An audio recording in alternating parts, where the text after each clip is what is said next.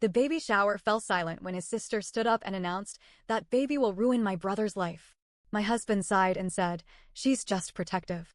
I picked up a folder and handed it to him. "Then you'll want to see what she's been doing behind your back." His sister's face went pale as he read the first page. I never expected my baby shower to turn into a full-blown disaster. It was supposed to be a celebration, good food, laughter, and people who loved us coming together before my husband, Eric, and I welcomed our first child. Instead, it became the moment everything fell apart. It wasn't just a rude comment. It wasn't just an overprotective sister making a bad joke. It was something deeper, something dangerous, and it all started when Vanessa stood up and said those words in front of everyone. "That baby is going to ruin my brother's life." I don't know if she expected everyone to nod along. Maybe she thought Eric would agree with her, or that I would cry and storm out. But instead, the room went completely silent. People froze mid-bite, glasses stopped halfway to their lips.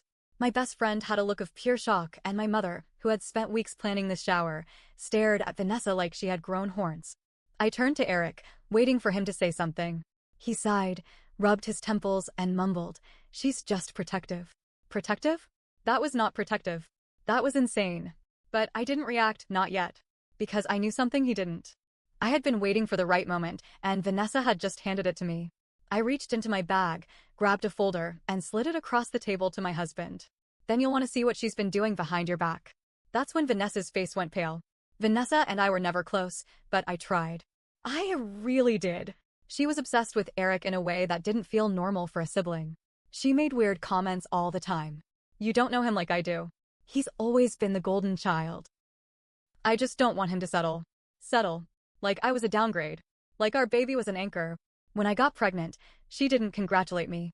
No smile, no hug, nothing. Instead, she looked annoyed. That should have been a red flag. Then, little things started happening. My prenatal appointments kept getting canceled. I'd call to confirm, and they'd say, "Oh, you canceled last week." But I hadn't. My work emails suddenly had weird messages. Coworkers were getting emails from me saying I was considering quitting. Eric's boss hinted that someone had warned him about Eric's impending financial struggles because of the baby. At first, I thought I was imagining things. Pregnancy brain, stress, whatever. But then I started watching. And what I found made my skin crawl. The first solid proof came from my doctor's office. One of the receptionists let it slip.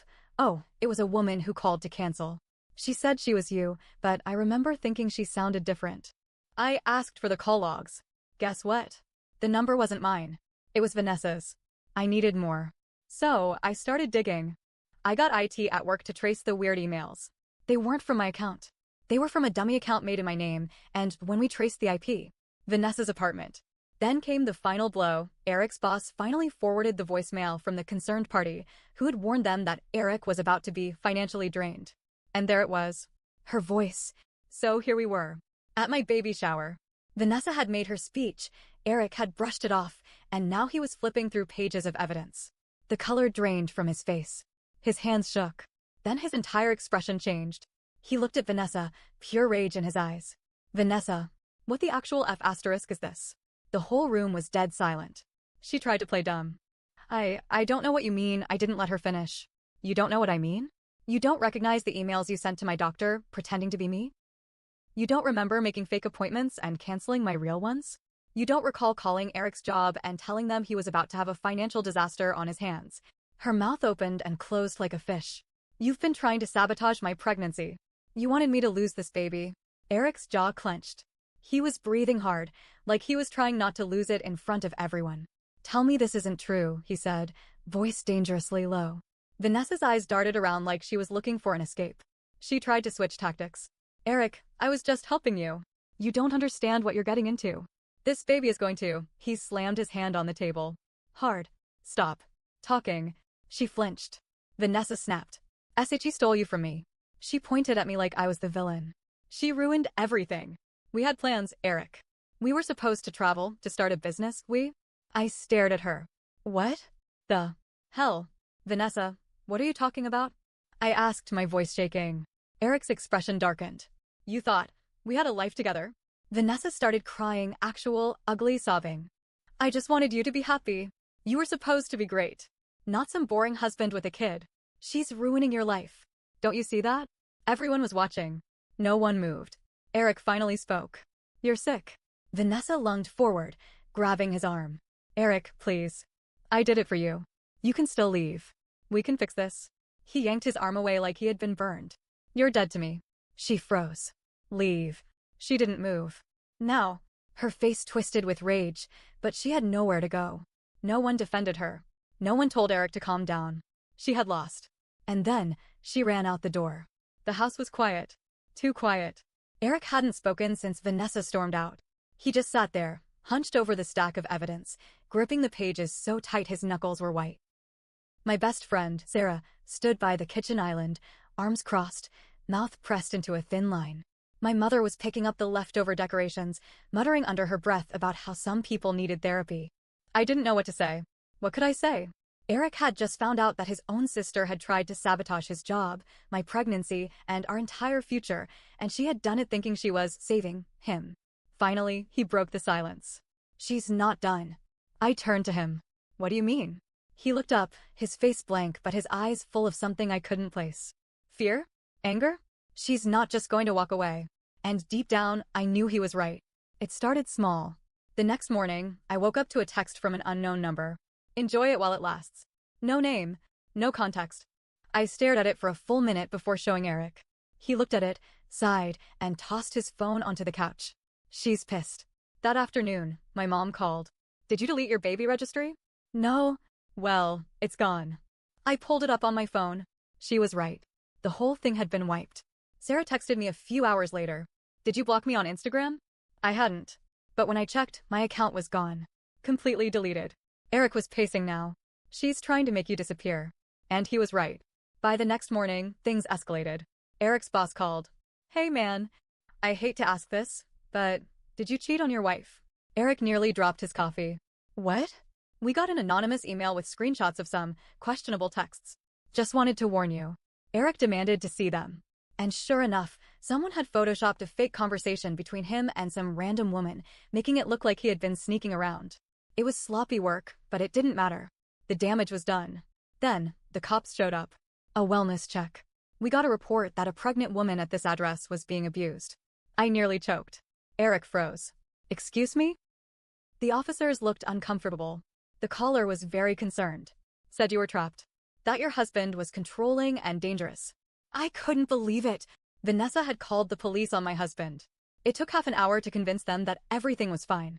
When they left, Eric sat down at the kitchen table and put his head in his hands. She's losing it. And then, the final straw. 2 weeks later, I had a routine checkup. I was in the waiting room, flipping through a magazine, when a nurse walked up. Mrs. Carter? Your husband called. He said he'll be here in 5 minutes. I blinked. My husband. Eric wasn't coming. He was at work. The nurse nodded. Yes, he wanted us to wait before taking you back. Said he wanted to be here for the ultrasound. Chills ran down my spine. I need to make a call. I stepped outside and immediately dialed Eric. Hey, babe, what's up? Did you call the hospital? What? No. Why? I turned and looked through the glass doors. A woman was standing by the front desk, talking to the nurse. Vanessa. She was here. I walked back in, heart pounding. Vanessa. She turned, startled. Then she smiled. Oh! I was just checking in on you. Lies. I glanced at the nurse. What did she tell you? The nurse hesitated. She said she was your emergency contact. I felt like I was going to be sick. Eric's voice was still on the phone in my hand. I put it on speaker. Vanessa, get the hell out of there. Her smile faltered. Eric, you're overreacting. No. I'm done. You tried to cancel her appointments. You tried to get me fired. You called the cops on me. And now you're showing up at her hospital. The nurse was now looking at Vanessa with suspicion. Ma'am, you're not listed as her emergency contact. Vanessa's face turned red. I just wanted to help. The nurse frowned. You need to leave. Vanessa glared at me. You're ruining him. No, I said. You are. She stormed out. The nurse turned to me wide-eyed. Do you want to update your emergency contact? I nodded. Yes. And please, put a note in my file. Do not let her near me again. After Vanessa was kicked out of the hospital, I thought she'd back off. I thought maybe, just maybe, she'd realize she'd lost. But some people? They don't know when to quit. A week later, I woke up to sirens outside our house. I threw the blanket off, my heart racing. Through the window, I saw flashing red and blue lights reflecting off the pavement. Eric was already at the door, opening it before they could knock. Sir, step outside. Two police officers stood there, serious as hell. Eric blinked. What's going on? One officer sighed. We received a report that you've been violating a restraining order. I froze. Restraining order? Eric and I looked at each other. That's not possible, he said. But the officer pulled out a document. A restraining order. Against Eric. Filed by Vanessa. She had claimed Eric was stalking her, threatening her, even standing outside her house at night, watching her windows. She submitted security footage, one officer said. Eric laughed bitterly. That's impossible. I don't go anywhere near her house. But then it hit me. Vanessa had security cameras, which meant she staged it. Eric's hands curled into fists. Where's the footage? The officers hesitated. It's grainy, but she swore it was you. I stepped forward. Did she submit it digitally? Yes. What time was the video taken? The officer checked his notes. 2:47 a.m., last Tuesday. I smiled. We have security cameras too. Want to check? Eric pulled up our own footage from that night. It showed our house. Our bedroom window dark and quiet. At exactly 2:47 a.m., Eric was asleep in bed, with me right next to him. One of the officers exhaled sharply. Well, that's interesting. His partner was already on his radio. Dispatch, we're gonna need to follow up on that report. 5 minutes later, they were gone. And Vanessa? She was about to have a very bad day. The next morning, Eric got a call. From the same officers. Just letting you know, she's been arrested for filing a false police report. I had to sit down. Wait, what? Yeah. Turns out the security footage she provided? It was manipulated. Her own neighbors had Ring cams, and they caught her staging the whole thing. She was outside in a hoodie, pretending to be you. Eric let out a long breath. Jesus. Then the officer added, almost as an afterthought, oh, and one more thing. You might want to check your credit cards. My stomach dropped. Why? Because Vanessa tried to open a loan in your name last week. I ran to my laptop, logged into our bank account, and boom. There it was. An application for a $15,000 personal loan. Filed under Eric's name. Using his social security number. And the bank? They had flagged it as suspicious because the phone number listed was not ours. Eric sat down hard in the chair. She's actually insane. I could feel my pulse in my temples. She had tried to frame him. Tried to get him fired. Tried to turn the police against him. And now? She was trying to ruin us financially. That was it. We were done playing defense. Eric did something I never expected. He called Vanessa's fiancé, Nathan, the poor guy who had been sucked into her nightmare world. Nathan picked up on the second ring. Hey, Eric. Eric didn't waste time. Do you know where Vanessa is right now? Nathan hesitated. No? She said she was out running errands. Eric leaned back. She's in jail. Silence. Then what? Eric calmly explained everything. The fraud. The restraining order scam. The financial mess she tried to create. Nathan listened.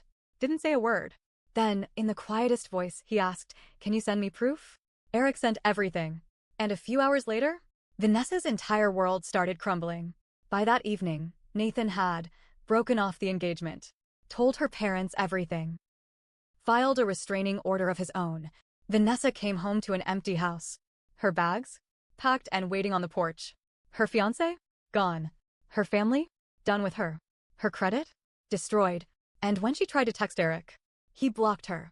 After weeks of legal battles, Vanessa pleaded guilty to filing a false police report and fraud. She avoided jail time, but she got a criminal record. Thousands in fines.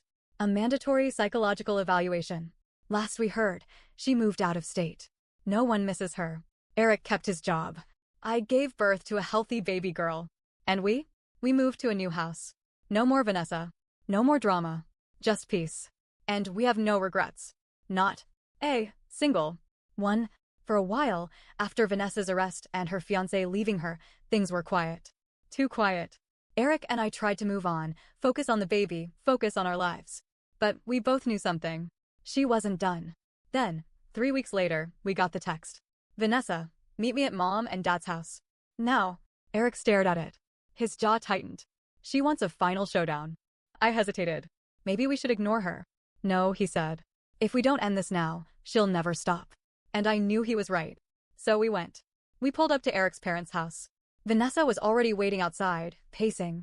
Her face was pale, her eyes wild. Inside, the whole family was there.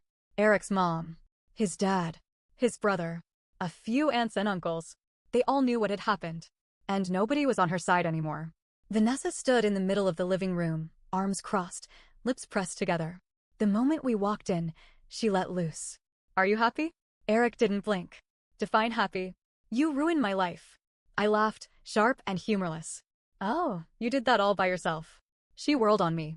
You took my brother from me. You turned him against me. Eric stepped forward. Vanessa, stop. No, you don't get to tell me to stop. Not after what you did. She grabbed her phone, pulled up a bank account statement, and shoved it in Eric's face. Do you see this? Do you see this? I have nothing. I lost everything because of you. Eric looked at her like she was a stranger. You lost everything because you tried to destroy my family. Her breathing was shaky. I was trying to protect you. Eric's voice cracked. From what, Vanessa? From my wife? From my kid? She flinched. For the first time, I saw something in her face. Something like doubt. Eric shook his head. You can't control me. You never could. And you sure as hell can't control my family. His mother, who had been silent this entire time, finally spoke. Vanessa, why? Just, why? The whole room was staring at her now. She looked trapped. Her eyes darted around, like she was trying to find an excuse. And then, she broke. Because I was supposed to be the one who took care of him. Silence. Dead silence. She looked at Eric, eyes shining with something between fury and desperation. I was supposed to be the one you needed. Not her. I felt ice crawl up my spine. Eric looked like he had been punched in the gut. Vanessa. I was never your responsibility. She shook her head violently. No, you don't understand. I spent my whole life protecting you. Mom and Dad always put everything on me. I was the one who kept you safe. I was the one who made sure nobody hurt you. And then SHE comes along, she pointed at me, tears streaming down her face now. And suddenly I don't matter anymore. I saw it then. This wasn't about me. Not really. Vanessa wasn't just controlling. She was lost. Eric exhaled shakily. I love you, Vanessa. I always will. But you don't own me. She let out a choked sob. I don't know who I am without you. And for the first time, I felt something I never expected to feel for her.